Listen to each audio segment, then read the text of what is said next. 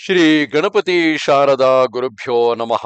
ಯತ್ರ ಯೋಗೇಶ್ವರ ಕೃಷ್ಣೋ ಯತ್ರ ಪಾರ್ಥೋ ಧನುರ್ಧರಃ ತತ್ರ ಶ್ರೀ ವಿಜಯ ಭೂತಿರ್ಧ್ರುವ ನೀತಿರ್ಮತಿರ್ಮಮ. ಶ್ರೋತೃಗಳಿಗೆ ಶ್ರೀ ಅಳಸಿಂಗರಾಚಾರ್ಯ ವಿರಚಿತ ಶ್ರೀ ವ್ಯಾಸ ಮಹರ್ಷಿ ಪ್ರಣೀತ ಶ್ರೀಮನ್ ಮಹಾಭಾರತದ ಉದ್ಯೋಗ ಪರ್ವದಲ್ಲಿ ದುರ್ಯೋಧನನು ವಿದುರನ ಮಾತನ್ನು ಖಂಡಿಸಿ ಕೃಷ್ಣನಿಗೆ ಯಾವ ಕಾಣಿಕೆಗಳನ್ನು ಕೊಡಲೇಬಾರದೆಂದು, ಆ ಕೃಷ್ಣನು ಬಂದೊಡನೆ ತಾನು ಅವನನ್ನು ಹಿಡಿದು ಸೆರೆಯಲ್ಲಿ ಬಂಧಿಸುವುದಾಗಿಯೂ ಹೇಳಲು ಧೃತರಾಷ್ಟ್ರನು ಅವನನ್ನು ನಿಂದಿಸಿದುದು. ಭೀಷ್ಮನು ದುರ್ಯೋಧನನ ಮಾತುಗಳನ್ನು ಕೇಳಲಾರದೆ ಸಭೆಯನ್ನು ಬಿಟ್ಟು ಹೊರಟು ಹೋದುದು ಎಂಬ 88ನೆಯ ಅಧ್ಯಾಯಕ್ಕೆ ಸ್ವಾಗತ. ತಾನು ಮಾಡುವ ಸತ್ಕಾರಗಳಿಂದ ಕೃಷ್ಣನನ್ನು ವಶಪಡಿಸಿಕೊಳ್ಳಬಹುದು ಎಂಬ ಕುತ್ಸಿತ ಬುದ್ಧಿಯಿಂದ ದುರ್ಯೋಧನನು ಮಾರ್ಗ ಮಧ್ಯದಲ್ಲಿ ಸತ್ಕಾರ ಮಂಟಪಗಳನ್ನೇ ಏರ್ಪಡಿಸುತ್ತಾನೆ. ಕೃಷ್ಣನೇನು ಶಲ್ಯನಂತೆ ಸುಲಭವಾಗಿ ವಶಾರ್ಹನೇ? ಖಂಡಿತವಾಗಿಯೂ ಇಲ್ಲ. ಕೃಷ್ಣನು ಆ ದುರ್ಯೋಧನನ ತುಚ್ಛ ಸತ್ಕಾರಗಳನ್ನು ಕಣ್ಣೆತ್ತಿಯೂ ಕೂಡ ನೋಡದೆ ನೇರವಾಗಿ ಹಸ್ತಿನಾವತಿಗೆ ಬಂದಿದ್ದಾನೆ. ಅದು ದುರ್ಯೋಧನನ ಕೆಚ್ಚು ಕೆರಳಿಸಿದೆ. ಆತ ಕೃಷ್ಣನನ್ನೇ ಬಂಧಿಸಲು ಹೊರಡುತ್ತಿದ್ದಾನೆ. ಮುಂದೆ ನೋಡೋಣ ಜಗದ್ರಕ್ಷಕನ ನಾಟಕವನ್ನು. ಆಗ ದುರ್ಯೋಧನನು ಸಭೆಯವರನ್ನು ಕುರಿತು, ಇಳೆಯ ಸದಸ್ಯರೇ, ಈ ವಿದುರನು ಹೇಳಿದುದೇನೋ ವಾಸ್ತವವೇ. ಕೃಷ್ಣನು ಪಾಂಡವರಲ್ಲಿಯೇ ವಿಶೇಷ ಪಕ್ಷಪಾತವುಳ್ಳವನು. ಪಾಂಡವರಿಂದ ಅವನನ್ನು ಬೇರ್ಪಡಿಸುವುದು ಸಾಧ್ಯವಲ್ಲ. ಆ ಕೃಷ್ಣನಿಗೆ ನನ್ನ ತಂದೆಯು ಅಮೂಲ್ಯವಾದ ಅನೇಕ ವಸ್ತುಗಳನ್ನು ಕೊಡಬೇಕೆಂದು ಹೇಳಿದನಲ್ಲವೇ? ಅವನಿಗೆ ಯಾವುದನ್ನು ಕೊಡಲೇಬಾರದು. ಆ ಕೃಷ್ಣನು ಸತ್ಕಾರಕ್ಕೆ ಯೋಗ್ಯನಾಗಿಯೇ ಇರಬಹುದು. ಅವನು ಅನರ್ಹನೆಂದು ನಾನು ಹೇಳಲಾರೆನು. ಆದರೂ ಈಗಿನ ಕಾಲ ದೇಶಗಳು ಅದಕ್ಕೆ ಅನುಕೂಲವಾದವುಗಳಲ್ಲ. ಏಕೆಂದರೆ ಆ ಕೃಷ್ಣನಿಗೆ ನಾವು ವಿಶೇಷವಾಗಿ ಇಲ್ಲಿ ಸತ್ಕಾರಗಳನ್ನು ಮಾಡಿಬಿಟ್ಟರೆ ನಾವೇನು ಅವನಿಗೆ ಭಯಪಟ್ಟು ಆ ಸತ್ಕಾರಗಳನ್ನೆಲ್ಲ ನಡೆಸಿದುದಾಗಿ ತಿಳಿದುಕೊಳ್ಳುವನು. ಆಗ ಅವನಿಗೆ ಮತ್ತಷ್ಟು ಗರ್ವವು ಹೆಚ್ಚುವುದು.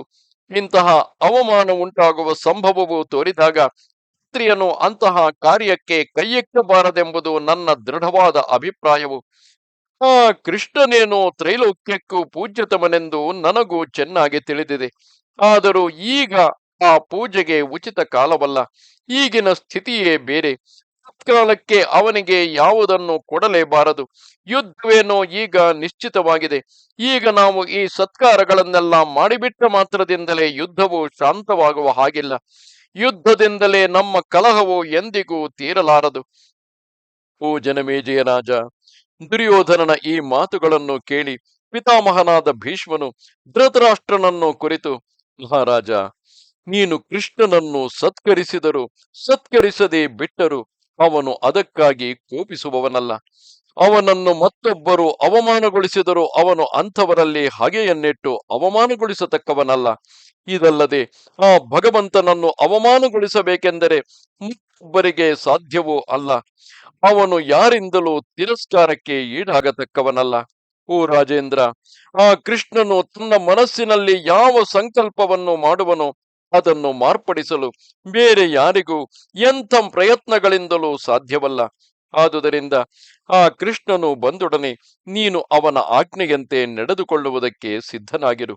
ನೀನು ಮನಸ್ಸಿನಲ್ಲಿ ಶಂಕೆ ಏನೂ ಇಲ್ಲದೆ ಅವನು ಹೇಳಿದಂತೆ ಪಾಂಡವರೊಡನೆ ಸಮಾಧಾನ ಮಾಡಿಕೊಳ್ಳುವುದಕ್ಕೆ ನಿಶ್ಚಯಿಸು. ಧರ್ಮ ಸ್ವರೂಪಿಯಾದ ಆ ಜನಾರ್ದನನು ಧರ್ಮಾರ್ಥಗಳಿಗೆ ವಿರುದ್ಧವಲ್ಲದ ಮಾತನ್ನೇ ಆಡುವನೆಂಬುದು ನಿಶ್ಚಯವು.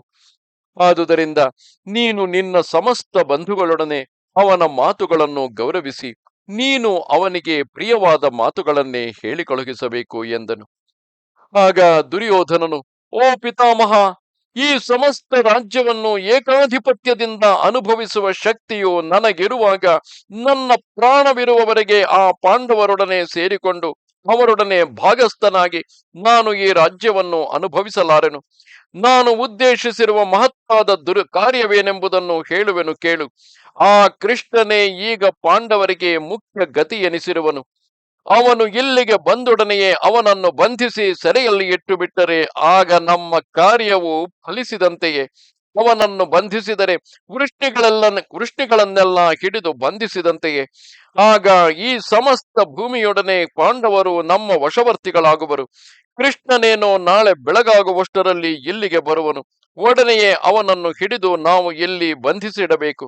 ಈ ಸಂಗತಿಯು ಅವನಿಗಾಗಲಿ ಇತರರಿಗಾಗಲಿ ತಿಳಿಯದಂತೆಯೂ ಈ ಪ್ರಯತ್ನದಲ್ಲಿ ನಮ್ಮಲ್ಲಿ ಯಾರಿಗೂ ಯಾವ ಅಪಾಯವೂ ಬಾರದಂತೆಯೂ ನಿಮ್ಮ ಬುದ್ಧಿಯಿಂದ ಯೋಚಿಸಿ ಅದಕ್ಕೆ ತಕ್ಕ ಉಪಾಯವೇನಾದರೂ ಇದ್ದರೆ ಅದನ್ನು ತಿಳಿಸಿ ಎಂದನು.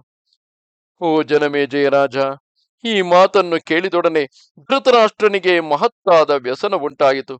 ಕೃಷ್ಣನ ವಿಷಯದಲ್ಲಿ ದುರ್ಯೋಧನನು ಯೋಚಿಸಿರುವ ಭಯಂಕರವಾದ ಈ ದುರುದ್ದೇಶವನ್ನು ತಿಳಿದು ಧೃತರಾಷ್ಟ್ರನು ಮನಸ್ಸಿನಲ್ಲಿ ನಡುಗುತ್ತಾ ಆತನನ್ನು ಕುರಿತು, ಕುಮಾರ, ನೀನು ಈ ಮಾತನ್ನಾಡಬಾರದು.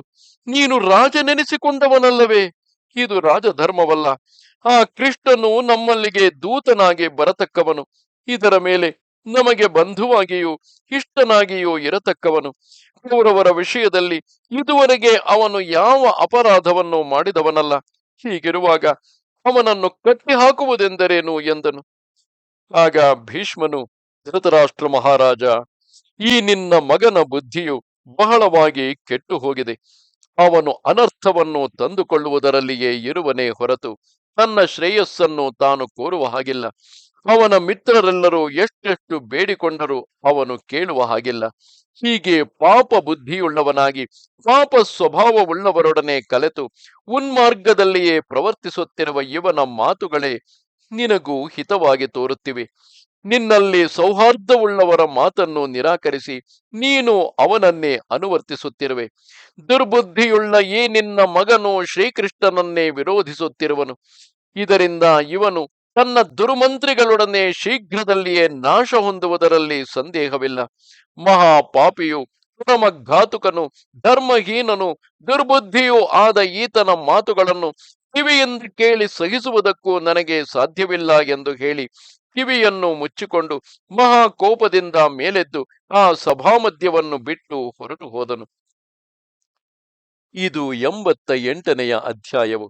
ನಮಸ್ತೆ ಶಾರದೆ ದೇವಿ, ಕಾಶ್ಮೀರ ಪುರವಾಸಿನಿ, ತ್ವಾಮಹಂ ಪ್ರಾರ್ಥೆಯೇ ನಿತ್ಯಂ, ವಿದ್ಯಾದಾನಂಚ ದೇಹಿಮೆ. ನಮಸ್ಕಾರ.